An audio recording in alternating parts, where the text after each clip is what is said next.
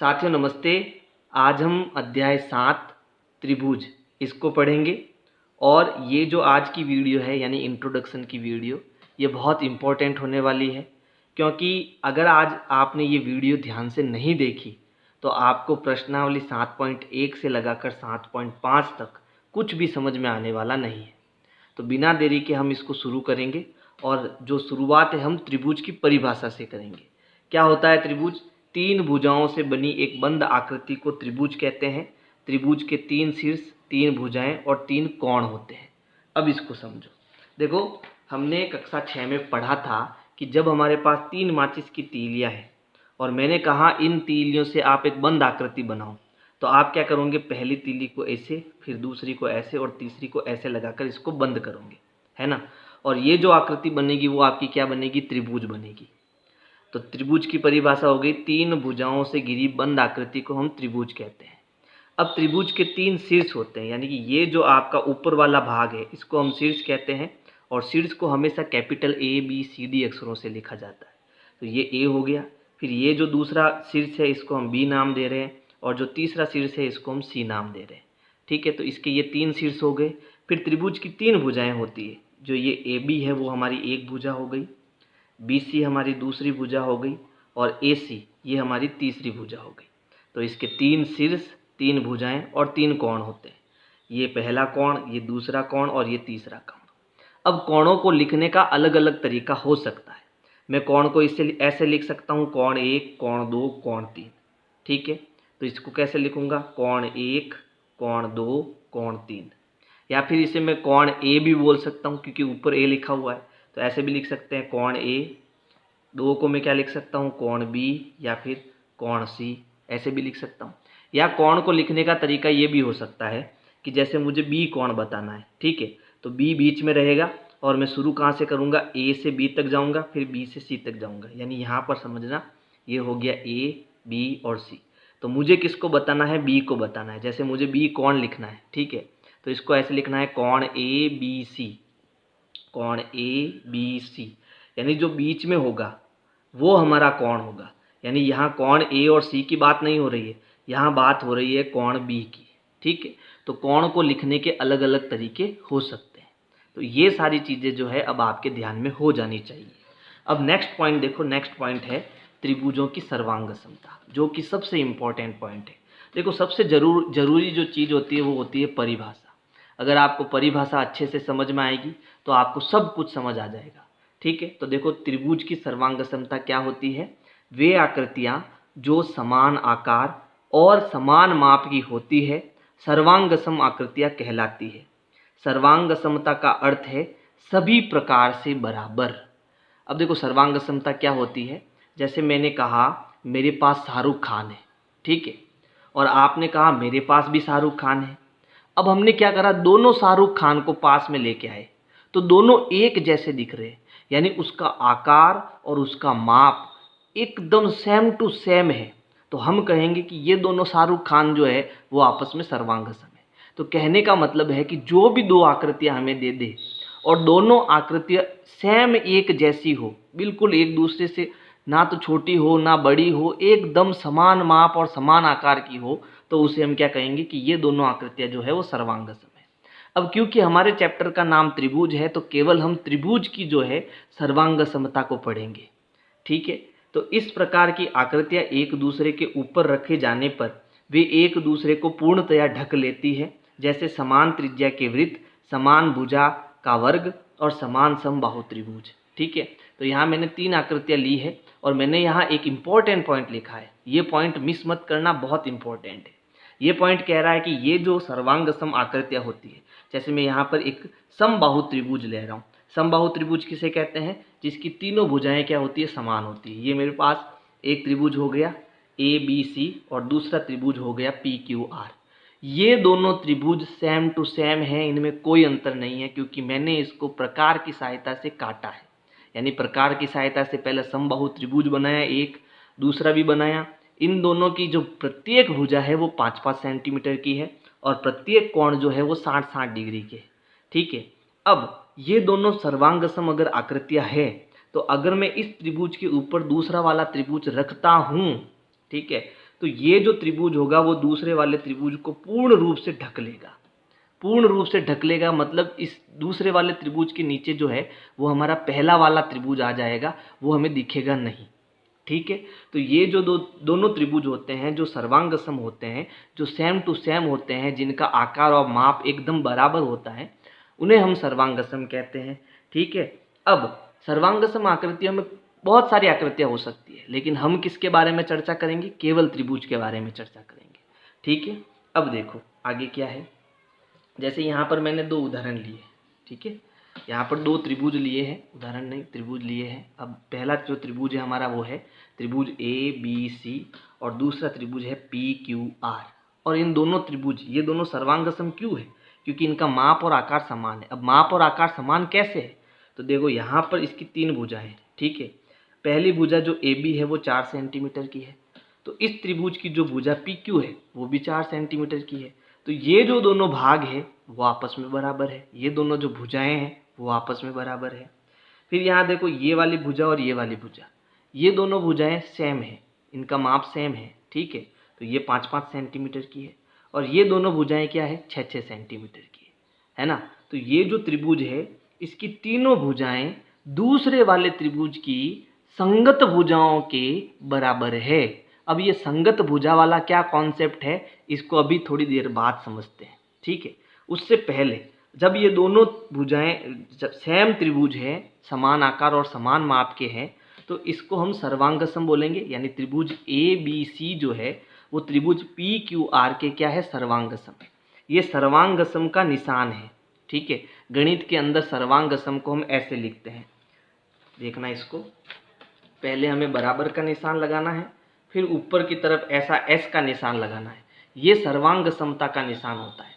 और सर्वांग समता का मतलब हो गया कि ये दोनों जो त्रिभुज है वो आपस में बराबर है। ठीक है, यहाँ तक सब कुछ समझ में आया। अब यहाँ पर एक चीज आई, संगत भाग या संगत भुजा, इसको आप समझना।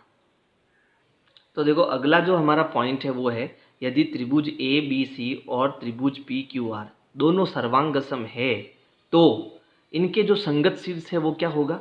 A और P। यानी कि यहाँ पर जो पहला त्रिभुज है उसका A जो शीर्ष है वो शीर्ष P का क्या है? संगत भाग है। इसको हम ऐसे भी लिख सकते हैं कि A का संगत भाग कौन है? P। यानी पहले वाले त्रिभुज का जो A है वो दूसरे वाले त्रिभुज के P के संगत भाग है। ठीक है, इसको समझो। अगर ये मेरे पास त्रिभुज ABC है और दूसरा त्रिभुज PQR है, तो इस त्रिभुज को जब मैं इसके ऊपर रखता हूं तो देखो A को कौन ढकेगा? P, B को कौन ढकेगा? Q, और R को कौन ढक रहा है? C। तो ये जो तीनों भाग है, तीनों शीर्ष है, वो आपस में इसके संगत भाग है, जो एक दूसरे को पूर्णतया ढक देते हैं, वो संगत भाग होते हैं। तो इनको हम इस प्रकार से लिखते हैं कि A का संगत भाग P, B का संगत भाग Q, C का संगत भाग R।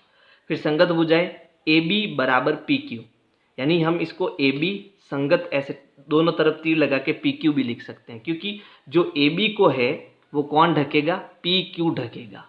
BC को कौन ढकेगा? QR ढकेगा। और ये PR जो है वो AC को ढकेगा, है ना। तो ये जो तीनों भुजाएं हैं आपस में बराबर भी होगी और ये इसके क्या भाग होंगे? संगत भाग होंगे। फिर कोण A का भाग जो है वो कोण P का बराबर होगा और ये दोनों संगत भाग होंगे। देखो यहाँ पर ये जो कोण A है वो कोण P का संगत भाग है। शीर्ष और कोण में ज़्यादा अंतर नहीं है। ठीक है, थोड़ा बहुत अंतर है। शीर्ष जो होता है वो कोना होता है, जबकि कोण जो होता है वो उसका माप होता है। दोनों में बस यही अंतर है। तो A P के बराबर, B Q के बराबर और C R के बराबर। अब देखो एक यहाँ पर बहुत इंपॉर्टेंट लाइन लिखी है जो आपके बहुत काम आने वाली है प्रश्नों के अंदर। सर्वांगसम त्रिभुजों में संगत भाग बराबर होने पर इसे CPCT लिखते हैं। CPCT का मतलब होता है कि जो सर्वांगसम त्रिभुज है उसके संगत भाग बराबर होंगे, ये CPCT का मतलब होता है। अब इसका मीनिंग समझो। जैसे मैंने कहा ये दोनों त्रिभुज आपस में सर्वांगसम है। ठीक है, मैंने इसको सर्वांगसम कर दिया, तो मैंने कहा इसका कोई भी संगत भाग ले लो। संगत भाग जैसे मैंने कोण A और कोण P लिया, तो ये इसका संगत भाग है। और जब दोनों सर्वांगसम है तो मैं कहूँगा A और P आपस में क्या होगा? बराबर होगा। बात समझ में आई? तो जब संगत भाग बराबर होते हैं, ठीक है, संगत भाग जो होंगे वो आपस में हमेशा क्या होंगे? बराबर होंगे, और इसे हम CPCT से लिखेंगे, है ना। ये आप ध्यान रखना। अब है त्रिभुज की सर्वांग समता के लिए कसौटियाँ, ये इंपॉर्टेंट पॉइंट है। अब जो भी पॉइंट आएंगे वो सारे इंपॉर्टेंट ही है, बस आपको याद कर लेना उन सब चीज़ों को, है ना। अब स्टार्ट कर रहे हैं हम अभिग्रहित 7.1 से। ठीक है, अभिग्रहित 7.1 क्या कहता है इसको पढ़ लेते हैं, फिर जितनी भी प्रमेय आएगी वो सब हम बोर्ड पर, व्हाइट बोर्ड पर सॉल्व करेंगे। ठीक है, तो देखो ये अभिग्रहित जो है वो है एस सर्वांग समता नियम, यानी कि एस हमारी भुजा हो गई, ए हमारा एंगल यानी कि कोण हो गया, फिर साइड यानी कि भुजा हो गई। तो भुजा कोण भुजा, यानी जब मेरे पास दो त्रिभुज है ना, दो त्रिभुज है और उन दोनों त्रिभुजों में दो भुजाएं आपस में बराबर हो, जैसे इस त्रिभुज की एक भुजा है ए बी, फिर इसका संगत भाग कौन सा होगा, ये वाला होगा। ये वाला इसका संगत भाग नहीं है, ये भी ध्यान रखना, ये वाला इसका संगत भाग होगा, क्योंकि इसके ऊपर ये रखने पर ये इसको ढकेगा।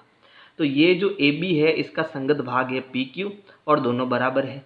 फिर बी सी का जो संगत भाग इस त्रिभुज का वो है क्यू आर और दोनों आपस में बराबर है। तो यहाँ देखो दोनों साइड की भुजाएं बराबर है और इसके बीच का कोण देखो, यानी इन दोनों भुजाओं के बीच का कोण देखो बराबर है क्या, तो यहाँ कोण बी बराबर है कोण क्यू के और ये दोनों संगत भाग है ना।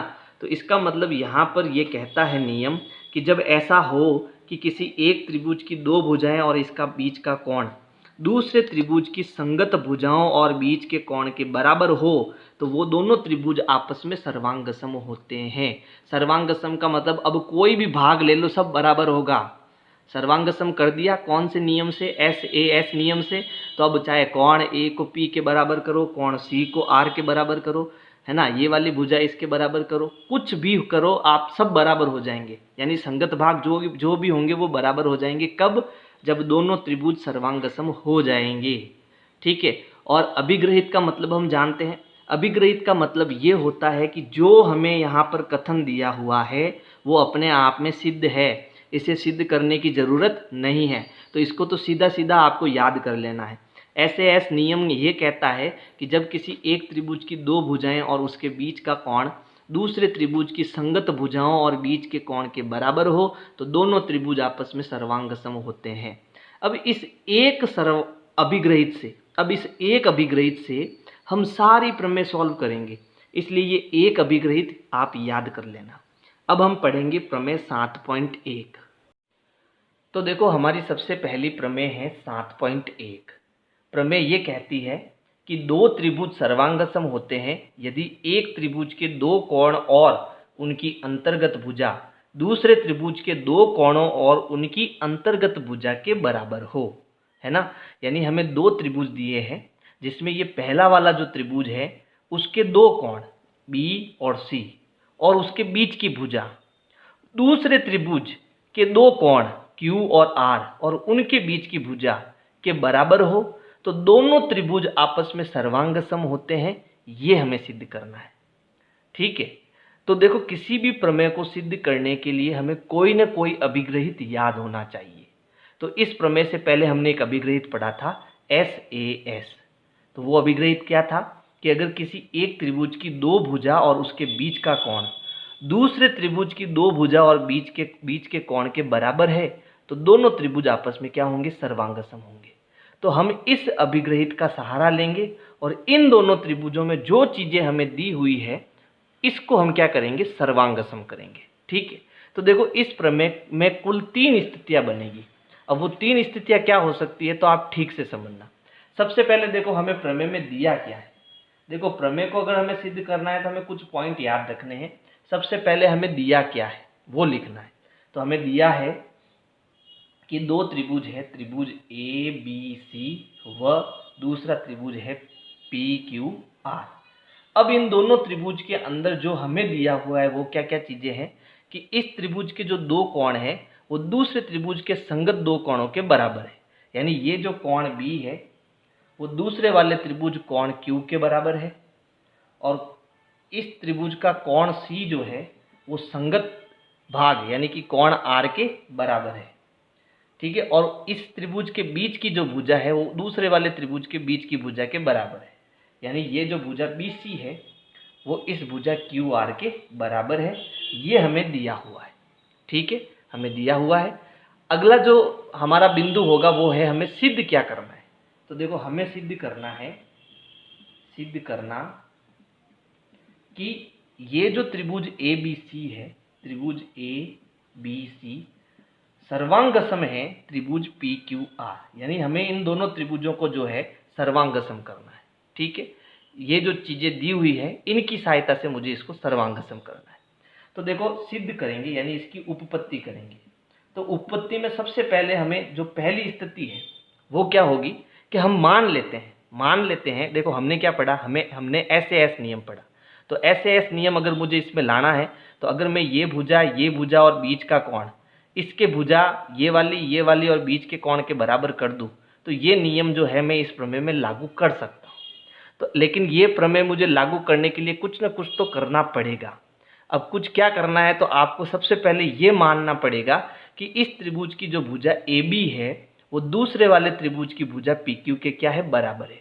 ये हमने मानना है, कल्पना करनी है। ठीक है, तो सबसे पहली जो स्थिति है उसमें ये मैं मान लेता हूं, माना कि जो ये भुजा ए बी है वो दूसरे वाले त्रिभुज भुजा पी क्यू के क्या है, बराबर है। ये मैंने माना है। ठीक है, अच्छा तो अब हमें क्या करना है, इन दोनों त्रिभुजों को सर्वांगसम करना है। तो एक काम करता हूं, मैं इन दोनों त्रिभुजों को ले लेता हूं। यानी अब मैं क्या करूंगा, त्रिभुज ए बी सी व दूसरा त्रिभुज पी क्यू आर में हमें क्या क्या चीजें बराबर दी हुई। तो सबसे पहले देखो मैंने ए बी को पी क्यू के बराबर माना है, तो मैं यही लिख देता हूं कि जो ए बी है वो दूसरे वाले त्रिभुज पी क्यू के क्या है, बराबर है। ठीक है, ये हमने क्या करा, माना है, कल्पना की है। ठीक है, अच्छा फिर हमें क्या दिया हुआ है कि ये जो कोण बी है वो दूसरे वाले त्रिभुज कोण क्यू के क्या है, बराबर है। ये हमें दिया हुआ है, पहले से इस प्रमेय के अंदर दिया हुआ है ना। तो हम कहेंगे कोण बी जो है वो कोण क्यू के बराबर है और ये हमें पहले से दे रखा है ना। अच्छा दूसरी चीज क्या है, ये जो भुजा बी सी है वो दूसरे वाले त्रिभुज भुजा क्यू आर के बराबर है। ये भी चीज हमें दी हुई है। तो यहाँ पर हम लिखेंगे कि भुजा बी सी जो है वो दूसरी वाली भुजा क्यू आर के क्या है, बराबर है। और ये चीज भी जो है हमें दी हुई है, पहले से दिया है। ठीक है, तो अब यहाँ देखो ये हमारी भुजा हो गई, ये कोण हो गया और ये भुजा हो गई। इसमें भी ये भुजा कोण भुजा यानी एस ए एस दोनों के अंदर जो है एस ए एस नियम लागू हो रहा है। ठीक है ना, यानी एक त्रिभुज की दो भुजा और इसका बीच का कोण दूसरे वाले त्रिभुज के संगत दोनों भुजाओं और बीच के कोण के क्या है, बराबर है। यानी दोनों त्रिभुज सर्वांगसम है। किस नियम से, एस ए एस नियम से। तो अब मैं यहां लिख सकता हूं एस ए एस नियम से ये मैं कह सकता हूं कि त्रिभुज ए बी सी जो है वो सर्वांगसम है त्रिभुज पी क्यू आर के। यानी अगर हमें प्रमेय सिद्ध करनी है तो हमें इस अभिग्रहित का सहारा लेना है। और इस अभिग्रहित में मैंने क्या करा, एस ए एस नियम लाया। यानी यहाँ इस त्रिभुज की दो भुजा और इसके बीच का कोण दूसरे वाले त्रिभुज की दो भुजा और बीच के कोण के बराबर कर दिया।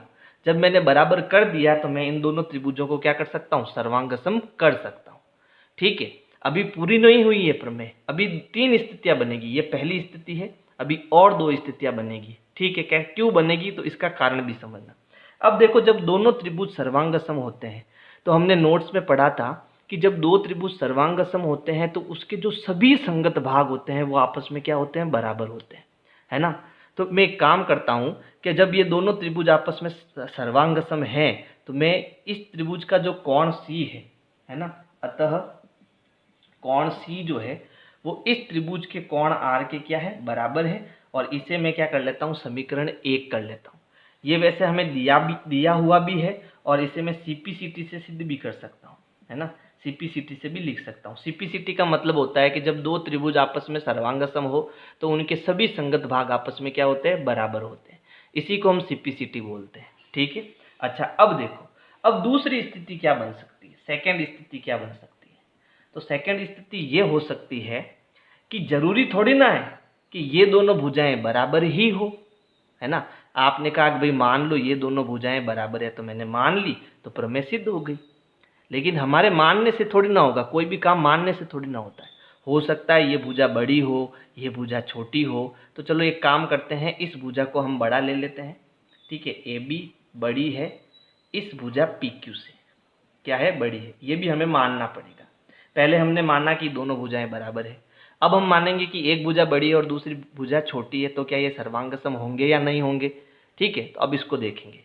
तो जब ए बी हमने बड़ी ली और पी क्यू हमने छोटी ली, तो मैं एक काम करूंगा, इस भुजा को इस भुजा के बराबर करने की कोशिश करूंगा। तो इसके लिए मैं क्या करता हूं, यहाँ इस भुजा पर एक बिंदु M ले लेता हूं। अब ये बिंदु M मैं ऐसा लूंगा कि ये जो आपकी लेंथ है M से B तक की जो भुजा MB होगी वो इस PQ के बराबर हो जाएगी। इसी प्रकार ये बिंदु लूंगा, है ना, क्योंकि ये बड़ी है तो मैं इतना ही छोटा करूंगा इसको कि वो इसके बराबर आ जाए।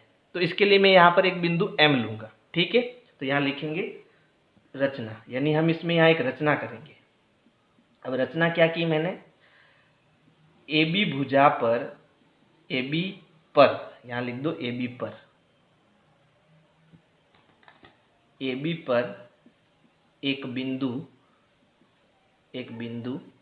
M इस प्रकार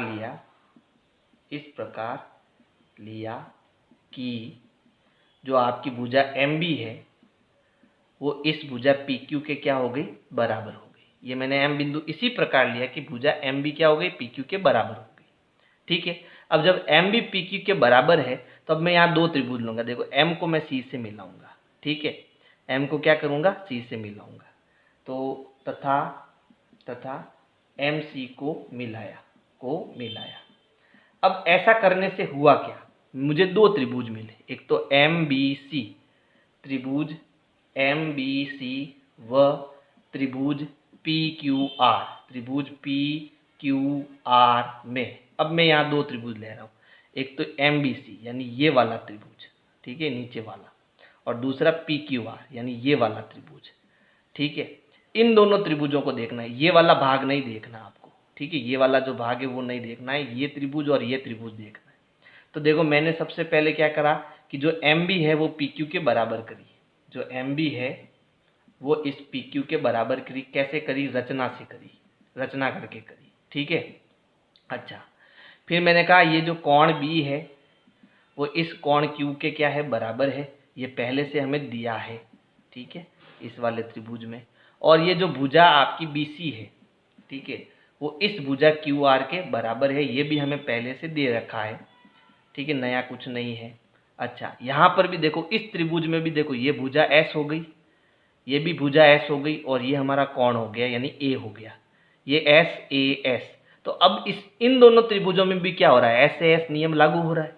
तो यहाँ भी हम लिख सकते हैं SAS नियम से हम ये कह सकते हैं कि ये जो त्रिभुज मैंने MBC लिया है, MBC, वो दूसरे वाले त्रिभुज PQR के क्या हो गया, सर्वांगसम हो गया।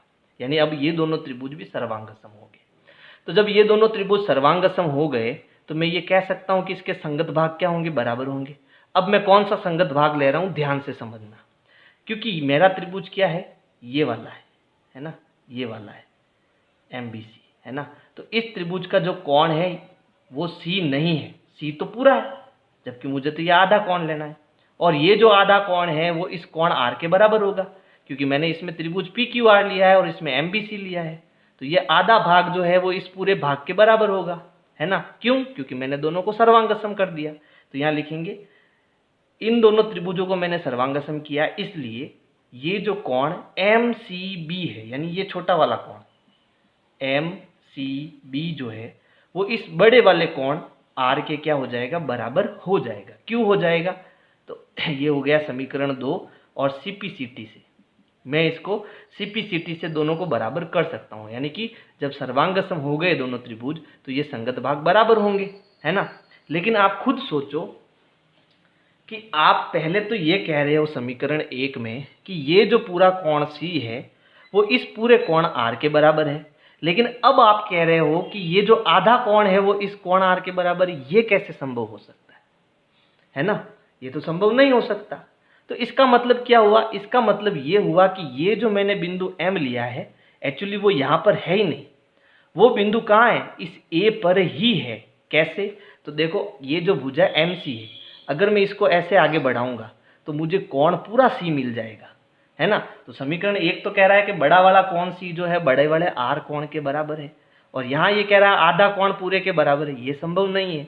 इसका मतलब ये जो मैंने बिंदु M लिया एक्चुअली वो बिंदु A ही है, ये M अलग से नहीं है। इसका मतलब ये जो बिंदु है वो इसी पर स्थित है। तो हम यहाँ लिखेंगे समीकरण 1 तथा 2 से हमें ये समझ में आया, समीकरण 1 व 2 से हमें ये समझ में आया कि बिंदु M व बिंदु A, बिंदु M व बिंदु A जो है वो समपाती है, यानी एक ही जगह पर है ना, एक ही बिंदु है, अलग अलग बिंदु नहीं है ना। और जब वो दोनों समपाती है इसका मतलब क्या हुआ, इसका मतलब ये हुआ कि जो ये MB है, ये जो MB है वो इस AB के बराबर है ना, यानी ये MB और AB दोनों बराबर ही है, ये अलग से कोई बिंदु नहीं है। यानी जो पहले हमने ये माना था कि जो ये AB है वो इस RQ के बराबर है, वो एकदम करेक्ट माना था, समझ गए ना। अब हम तीसरा जो है इसमें स्थिति लेंगे। तीसरी स्थिति क्या कह सकती है अपने को, ऐसा भी हो सकता है कि ये भुजा जो है वो क्या हो जाए, छोटी हो जाए, यानी AB छोटी हो और PQ बड़ी हो, ये भी तो हो सकता है ना। तो तीसरी स्थिति में हम ये कहेंगे कि माना ये भी हो सकता है कि जो आपकी भुजा AB है वो छोटी है, किससे, इस भुजा PQ से, है ना, PQ से छोटी है। तो जब छोटी है तो हम एक काम करेंगे, अब की बार इस त्रिभुज के अंदर रचना करेंगे, ठीक है। अब इसको मैं मिटा देता हूँ, इसका स्क्रीनशॉट ले लेना, है ना, क्योंकि इसमें से अगर इसको मिटाऊंगा नहीं तो आपको समझ में भी नहीं आएगा। चलो अब मैं रचना इसमें करूँगा, मैं क्या करूँगा, इसके बिंदु एक N लूँगा और इस प्रकार से लूँगा कि ये जो आपकी भुजा NQ है वो इस भुजा AB के क्या आ जाए, बराबर आ जाए, ठीक है। तो ये मैंने इसके अंदर रचना कर ली, ठीक है। तो हम यहाँ लिखेंगे रचना, और रचना में क्या लिखेंगे,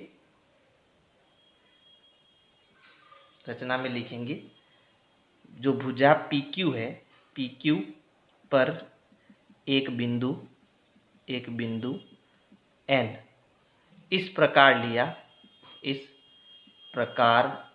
लिया कि ये जो भुजा NQ है अब AB के बराबर हो गई। NQ जो है वो किसके बराबर हो गई, AB के बराबर हो गई, ठीक है। और फिर हमने क्या किया, इस N को R से मिलाया, ये भी लिख देना आप, ठीक है। मेरे पास जगह कम है इसलिए नहीं लिखूंगा। चलो अब मैंने जब ये रचना करी तो अब मैं दो त्रिभुज ले रहा हूँ, एक तो ये त्रिभुज ले रहा हूँ NQR, ठीक है, और दूसरा ABC। तो मैं लिखूंगा त्रिभुज ABC व दूसरा त्रिभुज NQR में। अब ये दोनों जो त्रिभुज है इसको हमें सर्वांगसम करना है। अब ये दोनों कैसे होंगे, तो देखो क्योंकि मैंने माना है कि जो AB है वो NQ के बराबर है, तो यहाँ लिखेंगे AB जो है वो NQ के बराबर है। ये मैंने कैसे किया, तो रचना से किया, ठीक है। फिर उसके बाद ये भुजा, ये जो कोण है B, कोण B जो है वो कोण Q के बराबर हमें दे रखा है, दिया है पहले से, ठीक है। और जो ये भुजा BC है वो पहले से बराबर है QR के, ठीक है, ये भी हमें दिया है। तो ये भी SAS नियम से जो त्रिभुज ABC है वो सर्वांगसम हो गया त्रिभुज NQR के, ठीक है। अब जब दोनों त्रिभुज सर्वांगसम हो गए तो मैं तो ये लिख सकता हूँ कि इसके जो संगत भाग होंगे वो बराबर होंगे। तो मैं इस त्रिभुज का जो संगत भाग है वो ले रहा हूँ कोण C, ठीक है, और इस त्रिभुज का संगत भाग ये आधा वाला कोण ले रहा हूँ, ये वाला कोण, कौन सा, NRQ, कोण NRQ, ये भी बराबर होंगे। किस कारण से, तो मैं यहाँ लिख सकता हूँ CPCT से, है ना, कारण भी लिखना पड़ेगा, ये बराबर क्यों लिया मैंने, CPCT, यानी जब इन दोनों को सर्वांगसम कर दिया मैंने तो इनके संगत भाग क्या होंगे, बराबर होंगे। चलो ये हो गया हमारा समीकरण नंबर 3, ठीक है, समीकरण नंबर 3। अच्छा अब देखो वही समस्या जो पहले आई थी, क्या समस्या है इसमें अब, कि एक तो आप कह रहे हो कि पूरा जो कोण है वो इस पूरे कोण के बराबर है, दूसरी तरफ आप कह रहे हो कि अब ये जो पूरा कोण है वो इस आधे कोण के बराबर है। ऐसा तो संभव नहीं हो सकता, है ना। तो यहाँ लिखेंगे समीकरण 1 व 3 से मैं ये कह सकता हूँ कि ये जो बिंदु N है वो इस P पर स्थित है, क्योंकि ये बड़ा वाला कोण इस बड़े वाले कोण के बराबर है जो कि हमने समीकरण 1 में लिया था, है ना। तो हम लिखेंगे समीकरण 1 व 3 से मैं ये कह सकता हूँ कि जो कोण C है वो कोण R के बराबर होगा, पूरा कोण बराबर होगा, आधा अधूरा बराबर नहीं हो सकता, ठीक है। अच्छा, जब ये बराबर होगा तो इसका मतलब क्या हुआ? इसका मतलब ये हुआ कि ये जो भुजा आपने एन क्यू ली है, एन क्यू भुजा, ठीक है, एन क्यू जो है वो एक्चुअली में ये भुजा पी क्यू ही है, दोनों बराबर है ना। यानी यहाँ पर एक लाइन लिख देना आप, यानी ये जो बिंदु एन और पी है वो एक ही बिंदु है ना, जो हमने यहाँ पर लिखी थी कि बिंदु एन जो है वो बिंदु पी के समपाती है, अर्थात एन क्यू जो है वो पी क्यू के क्या है? बराबर है। ठीक है, अब तो कंफर्म हो गया कि जो सबसे पहले मैंने माना था कि ये भुजा इसके बराबर है वो एकदम सही माना था, मेरा अंदाजा एकदम सही था। ठीक है, तो ये जो पहली प्रमेय है वो बहुत बड़ी है ना। तो इसको अगर समझ में नहीं आया तो वापस पीछे करके देख सकते हो, आपको आसानी से समझ में आ जाएगी, कोई दिक्कत नहीं होगी। ठीक है, तो एक काम करते हैं, इस वीडियो में हम प्रमेय 7.1 ही पढ़ेंगे, है ना। बाकी की जो प्रमेय है हम अगले पार्ट में पढ़ेंगे। तो वीडियो पसंद आए तो लाइक करो और अपने दोस्तों को शेयर करो।